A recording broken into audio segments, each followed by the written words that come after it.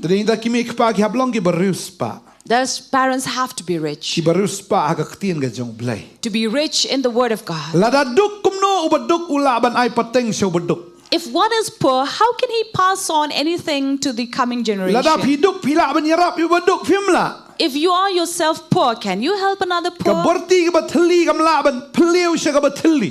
You cannot pour on anything from an empty bucket to another. Dei tang na kata ka badap la ban phliu sya ka ta ka bathli. It is only a full bucket that can overflow to the other empty Dei bucket. tang ai ngu yu blai nam ta jong pi. Therefore, would like to thank Ya you gai ka all. ba pio pelang bah kan show ka men sim. Whatever you have received, make sure that you take care of it and save it, even in the spirit. Penlang sibu ni ka ktien ka jong blai ka donut jong pi. Save up the word of God in your Ba heart, pila ban ai ka ta si kon kiti ki jong pi. that you can pass on and give it to your children, Pag sing 3 minute ka jong pi nom long le no ai. that your labor shall not be in vain. Hani yong men long suk bat kan long bahaya me. And here the word says, it will be blessed and it shall be well with you.